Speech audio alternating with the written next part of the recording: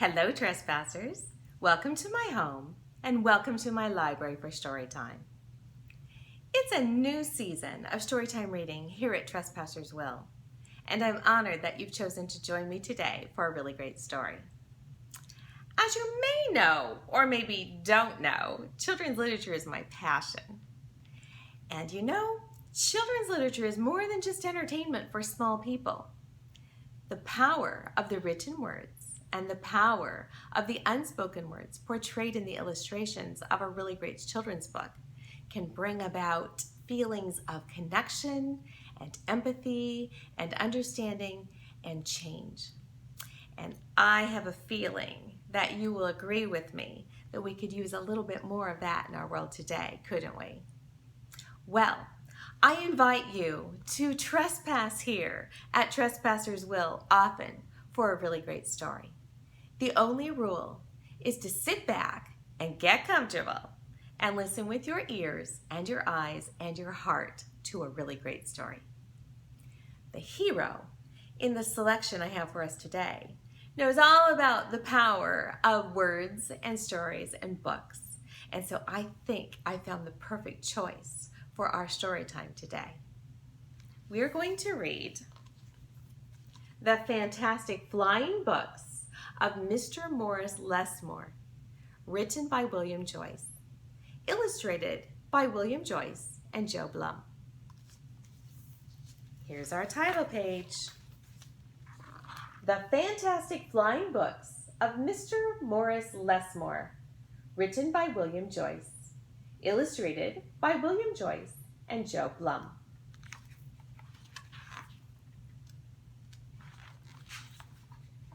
Morris Lessmore loved words. He loved stories. He loved books. His life was a book of his own writing, one orderly page after another. He would open it every morning and write of his joys and sorrows, of all that he knew and everything that he hoped for.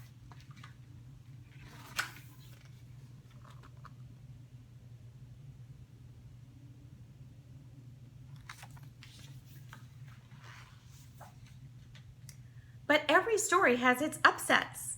And one day, the sky darkened, the winds blew and blew.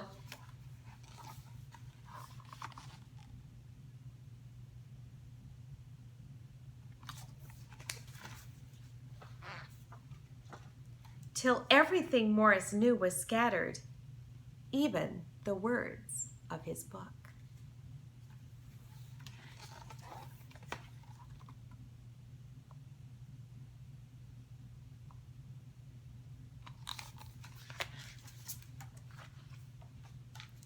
He didn't know what to do or which way to go. So he began to wander and wander.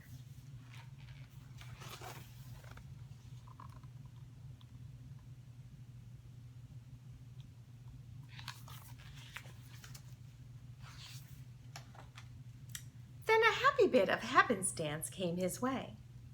Rather than looking down, as had become his habit, Morris Lessmore looked up. Drifting through the sky above him, Morris saw a lovely lady. She was being pulled along by a festive squadron of flying books.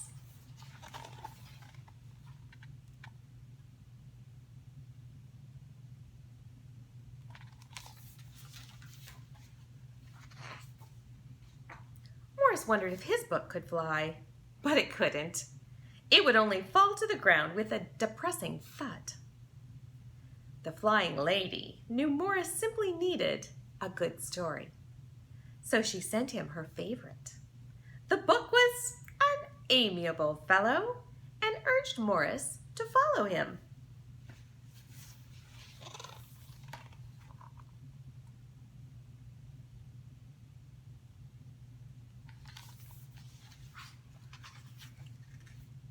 The book led him to an extraordinary building where many books apparently nested.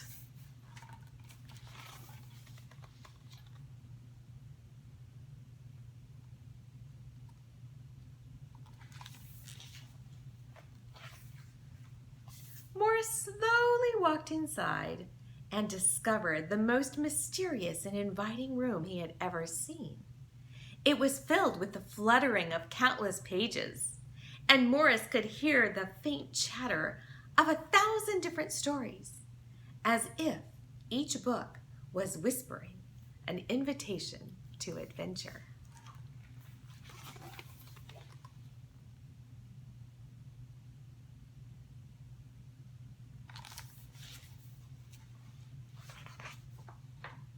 Then his new friend flew up to him and landed on his arm.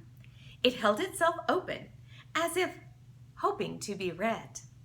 The room rustled to life. And so, Morris's life among the books began.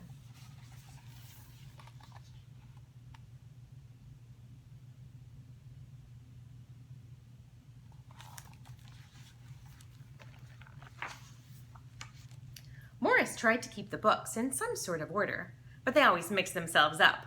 The tragedies needed cheering up and would visit with the comedies.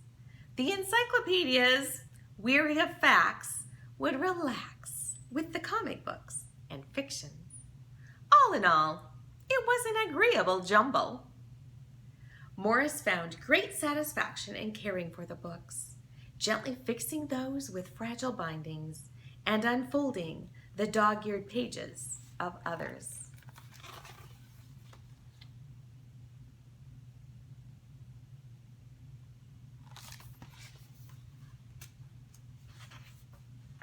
Sometimes Morris would become lost in a book and scarcely emerge for days.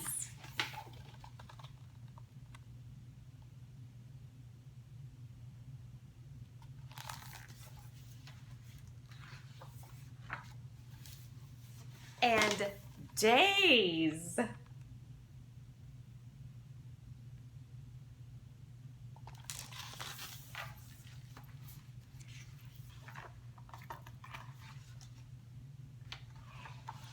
Morris liked to share books with others. Sometimes it was a favorite that everyone loved, and other times he found a lonely little volume whose tale was seldom told. "Everyone's story matters," said Morris, and all the books agreed.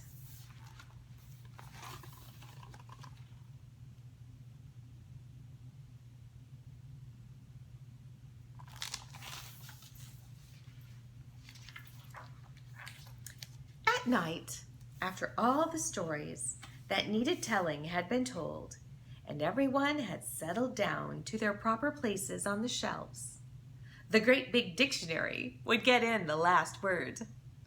Zzz. It was then that Morris Lessmore would once again write in his own book. He wrote of his joys and sorrows, of all that he knew, and everything he hoped for.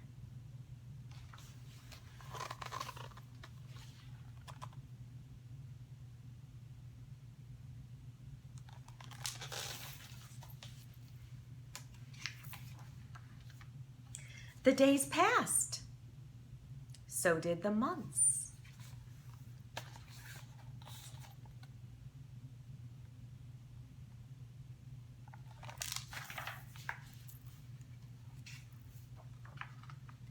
And then years and years.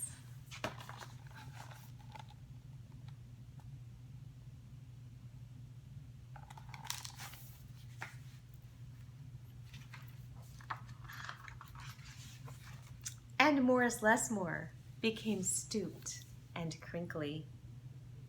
But the books never changed. Their stories stayed the same. Now, his old friends took care of him the way he had once cared for them, and they read themselves to him each night.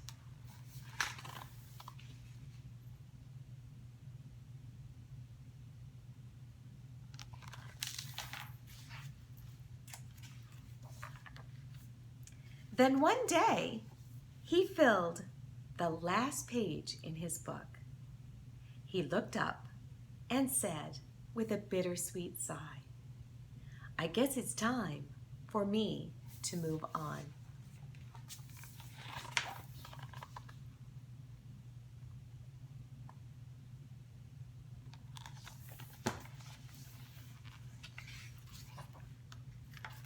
The books were sorry, but they understood. Morris put on his hat and took his cane. He went to the door. He turned and smiled. Then he waved goodbye. "I'll carry you all in here," he said, and he pointed to his heart.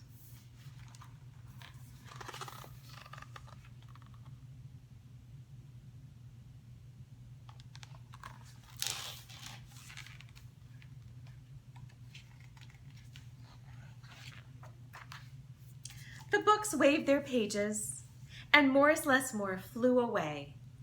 And as he flew, he changed back to the way he'd been that long ago day when they all first met.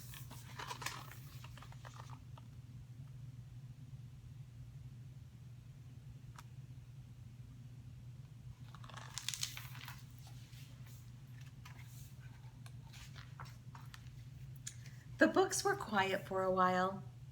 Then they noticed that Morris Lessmore had left something behind. "It's his book," said his oldest friend. And inside was Morris's story, all of his joys and sorrows, all he knew and everything that he hoped for.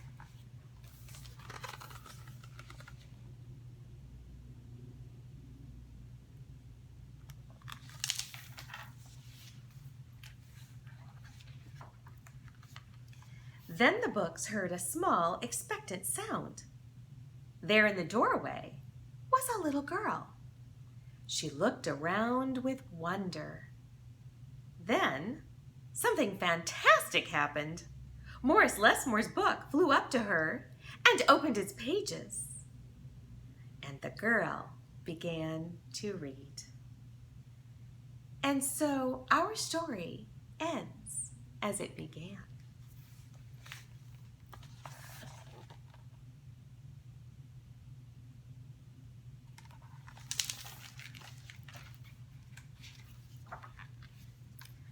With the opening of a book.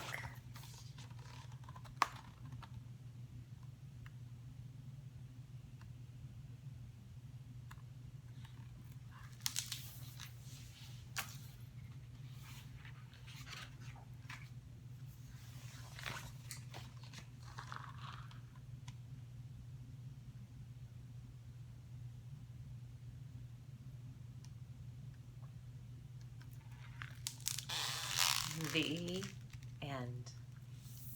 Trespassers, thank you so much for sharing this time with me today. I hope that all of your stories are filled with your hopes and your dreams and your joys and your sorrows.